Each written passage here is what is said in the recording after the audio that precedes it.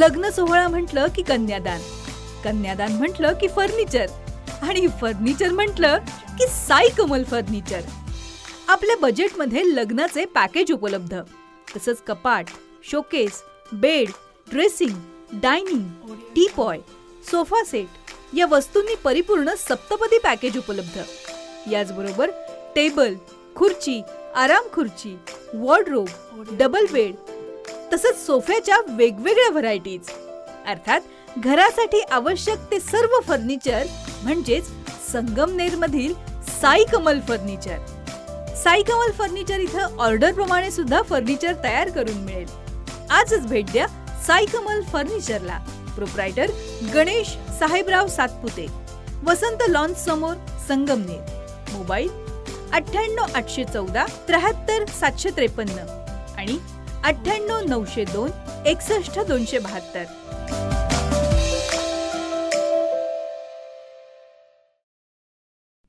राहुरी तालुक्यातील कोंढवड या ठिकाणी लोकसहभागातून उभारण्यात आलेल्या भव्य हनुमान मंदिराचा मूर्ती प्राण प्रतिष्ठा, जीर्णोद्धार आणि कलशारोहण सोहळा मोठ्या भक्तिमय वातावरणात सोमवारी पार पडलाय.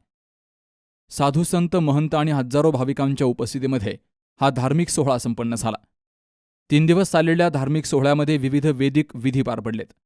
श्रीवासना, स्वस्ती वाचन, मातृका पूजन, कंकणबंधन, मंडप प्रवेश आणि अग्निपूजन अशा विधींनी कार्यक्रमाची सुरुवात झाली. त्यानंतर स्थापित देवता पूजन, जलयात्रा, वास्तुशांती, स्नपनविधी, शांती पौष्टिक होम आणि सायन आरती पार पडली.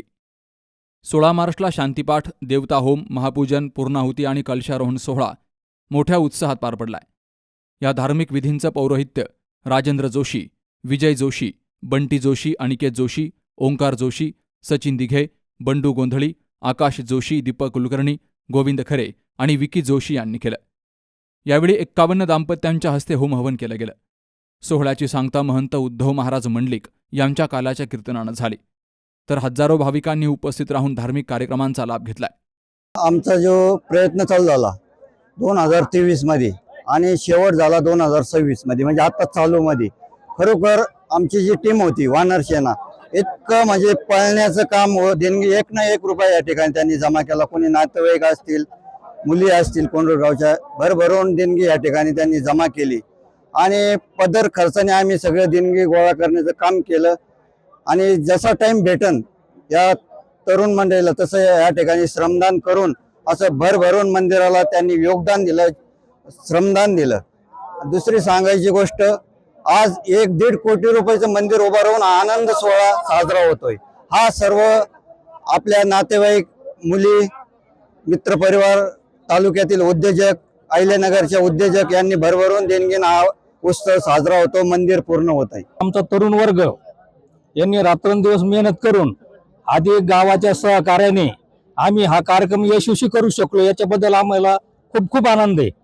आम्ही गावाचे आभार मानतो का आम्हाला सहकार्य केलं आणि त्यांच्या ऋणातून आम्ही उतरायच होऊ शकत नाही. इतकं सहकार्य आम्हाला गावाने केलं, पंचक्रोशीने केलं, पाहुण्या रावळ्यांनी केलं, सगळ्यांनी सहकार्य केलं आम्हाला. या मंदिरासाठी आपण तब्बल 3 वर्ष प्रयत्न केले. आज 3 वर्षानंतर त्याचं फळ मिळतंय, तुम्हाला समोर दिसतंय. कसं पाहताय तिकडं? यात आम्हाला दीपावलीपेक्षा आनंद होतोय. एखाद्या घरी लग्न सोहळा असला त्याच्यापेक्षा आनंद वाटतो. आम्हाला आता उद्यापासून इथं बिलकुल करमणार सुद्धा नाही, इतका आम्ही आनंद लुटला 8 दिवसामध्ये. आपल्या अखंड हरिनाम सप्ताहाच्या काल्याचे कीर्तन आपल्या सर्वांचं श्रद्धास्थान, सर्वांचे मार्गदर्शक उद्धव महाराज मंडलिक यांनी जे काही कीर्तनमूर्ती सेवा केली, या पंचक्रोशीच्या वतीनं, राहुरी तालुक्याच्या वतीनं महाराजांचे मनापासून आभार या ठिकाणी व्यक्त करतो. खऱ्या अर्थानं वारकरी संप्रदायाचे विचार, संत ज्ञानेश्वरांचे, संत तुकाराम महाराजांचे विचार आजच्या परिस्थितीनुरूप समजून सांगणारं व्यक्तिमत्व म्हणून मी, आणि हे विचार पुढं, ही परंपरा पुढं चालू ठेवण्याचं आणि हे विचार तळागाळापर्यंत आजच्या परिस्थितीनुरूप पोहोचवणारं व्यक्तिमत्व म्हणून मी खरं महाराजांकडे अत्यंत श्रद्धेने बघत असतो. आज आपण महाराज या ठिकाणी सेवा दिली, आपल्या मनापासून या ठिकाणी ऋण व्यक्त करतो. आणि या हनुमान मंदिराचा जीर्णोद्धाराचा कार्यक्रम देखील आहे. 3 वर्षापासून हे काम सुरू झालं. काही ना काही नाना माझंही थोडंफार या ठिकाणी योगदान लागलं. मनाला कुठेतरी समाधान त्या ठिकाणी वाटतं. हनुमान रायाच्या चरणी जेव्हा एवढं चांगलं मंदिर झाल्यावर या हनुमानरायाच्या दर्शनाला जेव्हा आपण जातो त्यावेळेस मनात एवढीच भावना असावी तेव्हा दुर्जनांपासून लढा देण्याकरता ताकद या शरीराला मनाला यावी ही प्रार्थना आपण हनुमानाच्या चरणी गेल्यावरती करायला पाहिजे.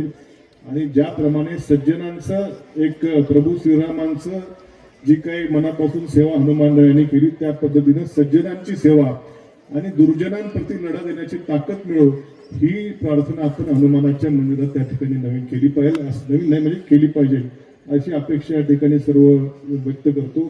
आणि पुन्हा एकदा आपल्या सर्वांचं या ठिकाणी आणि विशेषतः जी काही मंदिर कमिटी होती ज्यांनी आता नतमस्तक होऊन कोंडवडकरांचे आभार मानले त्यांचंही मनापासून पुन्हा एकदा अभिनंदन त्या ठिकाणी व्यक्त करतो. कोंढवड तालुका राहुरी जिल्हा अहिल्यानगर या ठिकाणी सर्व ग्रामस्थांनी एकत्र येऊन मंदिराचा जीर्णोद्धार गेली 3 वर्ष हा उपक्रम राबवला. अतिशय भव्य दिव्य असं मंदिराचं काम झालं आणि आज दिनांक 16 मार्च 2026 रोजी द्वादशीच्या पर्व काळावरती सर्व साधू संत महात्म्यांच्या उपस्थितीमध्ये मूर्ती प्राण प्रतिष्ठापना दुपारी संपन्न झाली.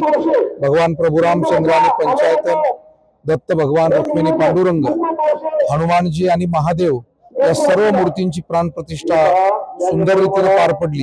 आमचे जोशी गुरुजी आणि सर्व ब्रह्मवृंदांनी अतिशय उत्तम रीतीने कार्य केलं आणि 7 दिवस हा उत्सव कोंढवडचे तरुण मंडळी कोंढवडची सर्व पुरुष मंडळी आणि माता भगिनी आपल्या घरचं कार्य असं समजून श्रमदान असेल अन्नदान असेल भजन कीर्तन असेल एक प्रकारे कोंढवडमध्ये आषाढीचा सोहळा पार पडला आणि कोंढवड गावामध्ये प्रतिपंढरी निर्माण झाली असं सर्वांना आम्हाला जाणवलं.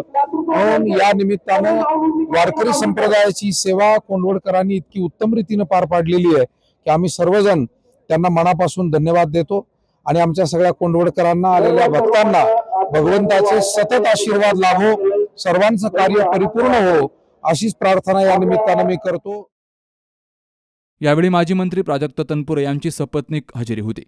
महंत रामगिरी महाराज, वेदांताचार्य देविदास महाराज म्हस्के, भागवताचार्य अरुण महाराज पवार, महंत अर्जुन महाराज तनपुरे, महंत आदिनाथ महाराज दुशिंग, महंत राजेश्वर गिरी महाराज, भगवान महाराज मोरे, संजय महाराज म्हसे आणि डॉक्टर दिनकर महाराज नेमाणे यांच्यासह पंचक्रोशीतील भाविक मोठ्या संख्येनं हजर होते.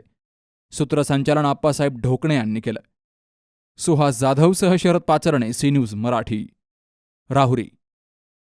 सुनबाई आजही चहा काल सारखाच बनव. अगं कोणती नवीन चहापत्ती आणली आहेस का? काय ग कालच्या चहाचं रहस्य काय आहे? प्रत्येक चांगल्या चहासाठी आवश्यक आहे राजहंस दूध. चहापत्ती तीच, फक्त दूध नवीन. तुम्ही फक्त दूध बदला. राजहंस दूध आणा आणि असा मस्त चहा बनवा.